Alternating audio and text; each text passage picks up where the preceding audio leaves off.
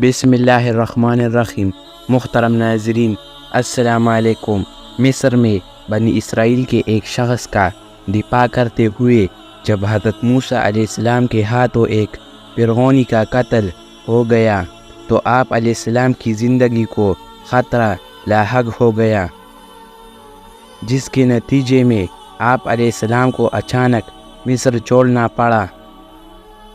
حضرت موسیٰ علیہ السلام سفر کی کوئی تیاری کیے یا کھانا پینے کا سامان ساتھ لیے بغیر خوف اور پریشانی کے عالم میں شہر سے نکل کھڑے ہوئے۔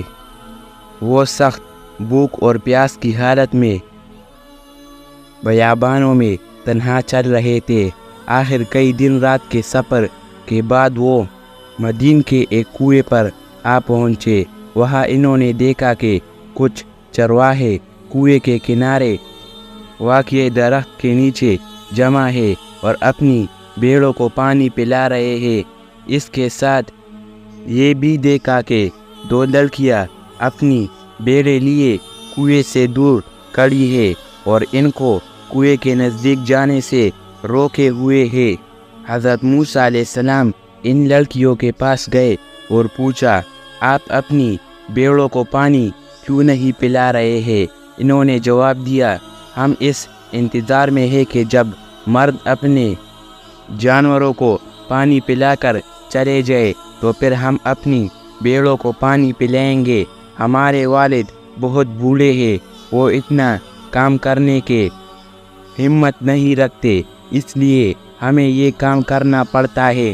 حضرت موسیٰ علیہ السلام کنویں کے کنارے پہنچے، ڈول پکڑا اور ان لڑکیوں کی بھیڑوں کو پانی پلا دیا اور پھر درخت کے سائے میں بیٹھ گئے۔ یہ وہ وقت تھا کہ انہیں سخت بھوک لگ رہی تھی، اس لیے انہوں نے خدا سے مدد مانگی اور اس کی بارگاہ میں اپنی حاجت بیان کی۔ ابھی لڑکیوں کو گئے ہوئے تھوڑی دیر ہی گزری تھی کہ ان میں سے ایک واپس آئی اور کہنے لگی، میرے والد نے آپ کو اس لیے بلایا ہے کہ آپ نے ہمارے لیے پانی پلانے کی جو تکلیف اٹھائی ہے آپ کو اس کا مواخذہ دے۔ یہ سن کر حضرت موسیٰ علیہ السلام حضرت شعیب علیہ السلام کے گھر کی جانب چل پڑے، جو ان لڑکیوں کے والد تھے۔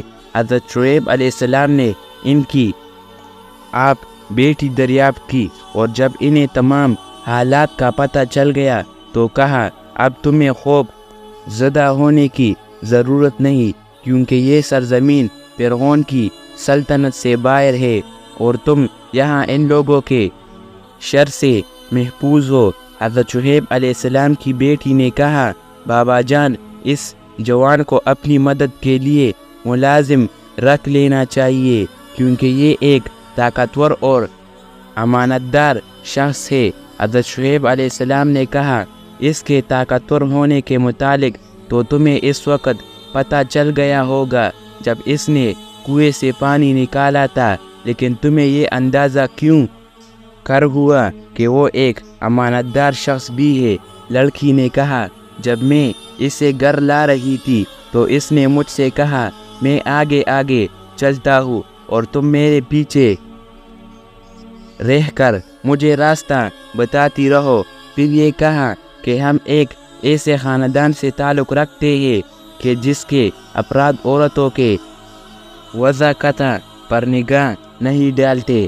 حضرت شعیب علیہ السلام کو اپنی بیٹی کا استدلال پسند آیا اور وہ حضرت موسیٰ علیہ السلام سے کہنے لگے، میں اپنی ایک بیٹی سپورہ کا نکاح تم سے کر دینا چاہتا ہوں، لیکن شرط یہ ہے کہ تم 8 سال تک میرے ہاں رہ کر میری بھیڑیں چراؤ گے، اور اگر تم چاہو تو 10 سال تک بھی رہ سکتے ہو، لیکن یہ تمہاری مرضی پر منحصر ہے۔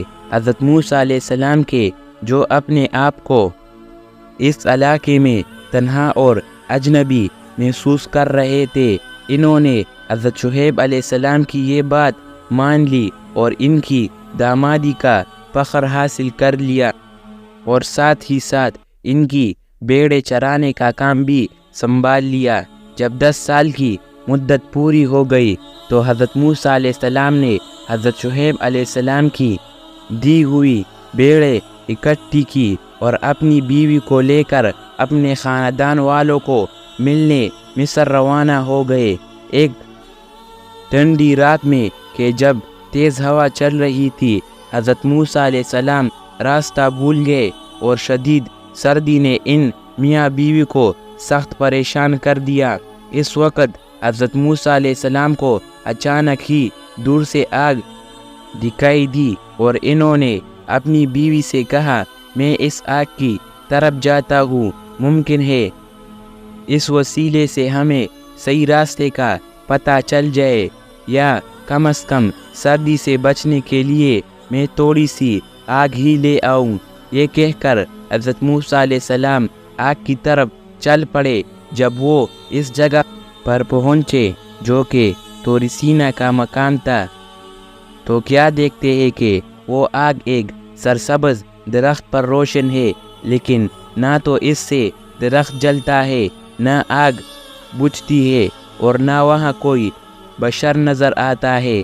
حضرت موسیٰ علیہ السلام حیران کھڑے آگ کی طرف دیکھ رہے تھے کہ اچانک ایک آواز بلند ہوئی، اے موسیٰ، میں تمہارا پروردگار ہوں، یہاں اپنے جوتے اتار دو کہ تم مقدس وادی میں داخل ہو چکے ہو۔ حضرت موسیٰ علیہ السلام نے اپنے جوتے اتار دیے اور اسی دوران میں وہی آواز سنائی دی، اے موسیٰ، تمہارے ہاتھ میں کیا ہے؟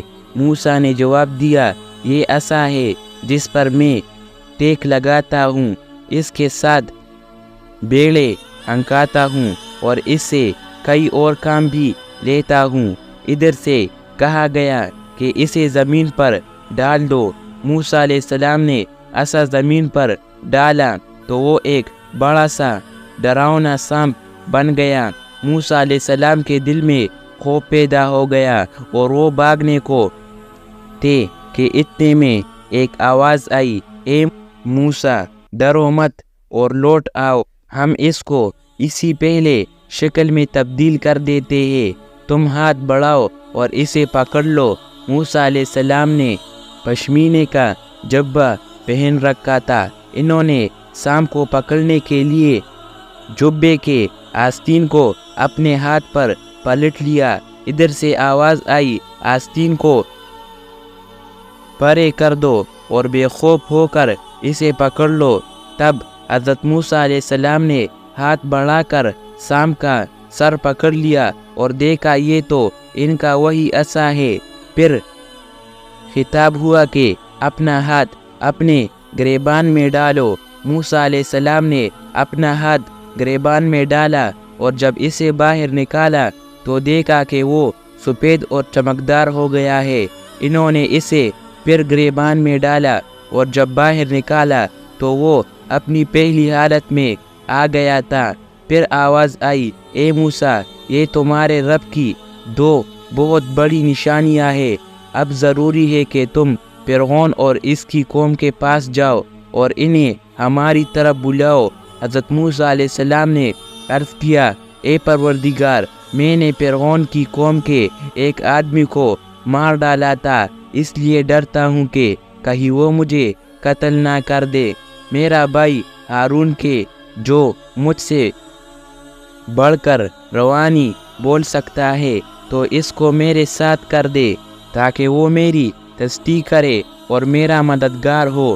روایات میں ملتا ہے کہ حضرت موسیٰ علیہ السلام کی زبان میں لکنت تھی، اسی وجہ سے انہوں نے اللہ تعالیٰ سے کہا کہ میرے بھائی ہارون کو میرا مددگار بنا دے جو مجھ سے بڑھ کر روانی سے بول سکتا ہے۔ حضرت موسیٰ علیہ السلام کی یہ درخواست قبول کر لی گئی اور ہارون علیہ السلام کو ان کا معاون مقرر کر دیا گیا۔ جب حضرت موسیٰ علیہ السلام اس جگہ سے واپس ہونے لگے تو ان کا حوصلہ بڑھنے اور انہیں اطمینان دلانے کے لیے کہا گیا، تم اپنے بھائی ہارون کے ساتھ فرعون کے پاس جاؤ اور ہماری آیتیں اس کے سامنے پڑھو۔ ہاں، یہ جان لو کہ تم اور تمہارے پیرو کامیاب ہوں گے۔ حضرت موسیٰ علیہ السلام اور حضرت ہارون علیہ السلام کا تذکرہ آنے والے